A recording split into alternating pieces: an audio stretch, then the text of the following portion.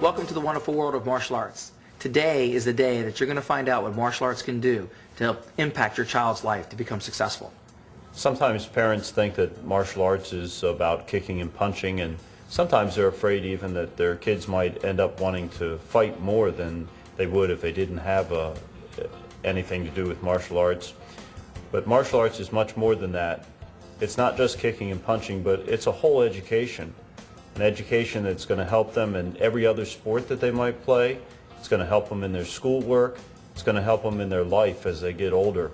Today you have the choice to impact your child's life for the rest of his life by giving him the focus and the concentration that he needs to be successful in school, by giving him the agility and mobility and the physical fitness and balance to be able to do well in PE and sports, to be able to give him the social interaction with other kids, and to be able to teach him how to use teamwork, to be involved in a sports activity or to be involved in a team project in school, to be able to relate with the other children, to become successful and to become confident in themselves. Our entire family is a karate family. My husband is a brown belt and I'm a purple belt, and I have two children in karate.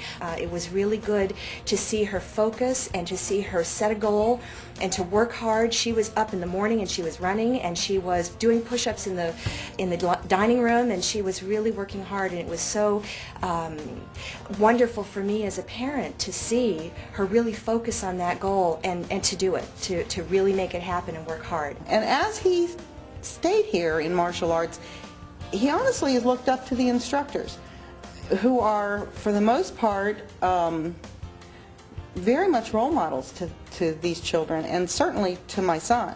He's looked at them as, I want to be that.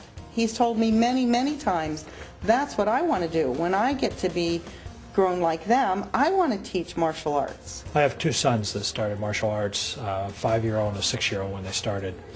The 6-year-old seemed to be committed from the beginning. He was referred by a classmate. He went to nationals last year and actually surprised us all, coming home with a silver medal and beating the friend in finals that referred him in the first place. They both are planning on black belt. The competition now is to how much farther Matt will be behind them. They seem to be closing the gap very quickly. And of course I'm looking forward to it, because that's when I'm going to start my instruction, once I have two instructors at home. When the kids come home and they look at their homework, and parents say, hey, you need to go in your room and you need to do your homework for 30 minutes. A lot of kids come in there and they read their book thinking about what they're going to be doing 30 minutes from now because they get to go play. Okay, what we want that child to do is focus on what he's reading. Focus, control, and discipline are 3 attributes that kids really need to learn. Whether it's homework in school or whether it's practicing your martial arts skills, by being able to focus, you're going to be able to do a much better job.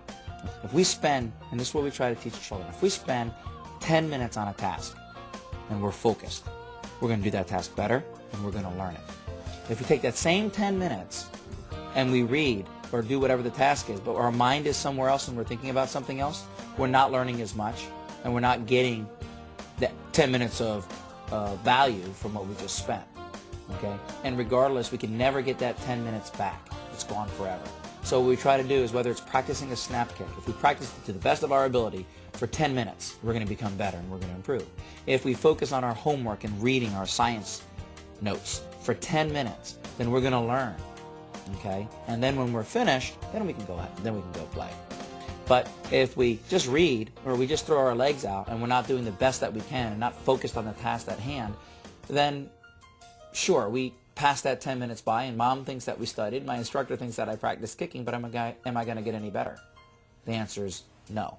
As a matter of fact, if you take 10 minutes and practice something that's not right, you get better at doing it wrong. We approach the kids, we have a lot of things in mind that we want to talk about and that we want to help children with in character development.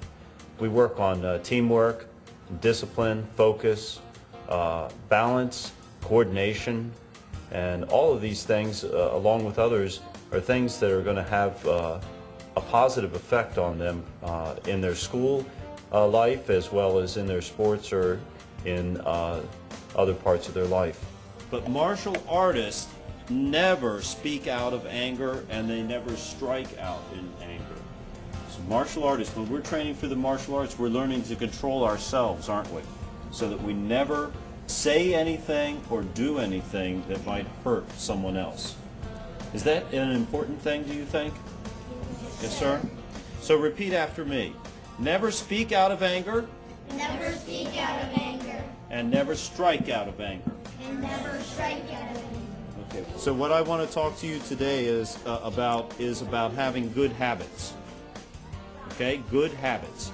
If we have a habit of making sure we practice roundhouse kicks regularly, our roundhouse kick is going to be awesome, isn't it? Okay, very good. So which comes first, dessert or dinner? Andrew, the dinner does, that's right.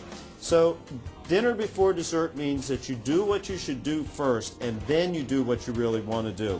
And that's something that is going to make you successful, not only in martial arts, but in every aspect of your life. When you get older and you go to and you decide you want to be, what do you want to be when you grow up, Alyssa? A basketball player. Well, if you don't practice basketball, can you ever be a famous basketball player? No, of course not. So the goal of today is to teach you guys the value of having good habits. On the other hand, it's easy to be lazy and it's easy to be sloppy and it's easy not to try hard. Okay, sometimes in karate school you come in and you might be having a bad day and it's easy not to give your best, right? But on the junior creed, we always talk about we promise to do our best and never give up, right? So what we have to do is we have to have good self-discipline and we have to follow up with that even if we're not feeling good. Do you guys understand that? Okay. Let me ask you guys a question. Today we're going to talk about magic words and how to say them. Let me ask you a question. What does it mean to have good manners? What does that mean to you? The magic words of good manners are, and you've already said them, please, thank you, may I, right? Say excuse me, right? And having good manners isn't just about using the right words, it's about saying them the right way. Success in life is determined more on our attitude than anything else. Education, environment, the way that we were brought up, all these things play an important role. But if we don't have the proper attitude, then we're not going to get as far as we could. And that brings another issue. Winning isn't everything, but trying your best is. If somebody tries their best, they'll always get better.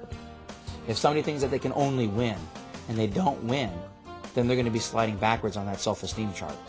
Winning isn't everything, but doing your best, your absolute best, is winning. Because once you do your absolute best, you're getting better. And everybody's good at different things. I'm blown away every time a parent comes up to me and says thank you, because me as a 21-year-old has impacted someone's life, their child's life, and it's by being patient and working with them, and it's amazing. It's amazing that I can do so much by just 50 minutes or an hour a day and giving a kid a high five.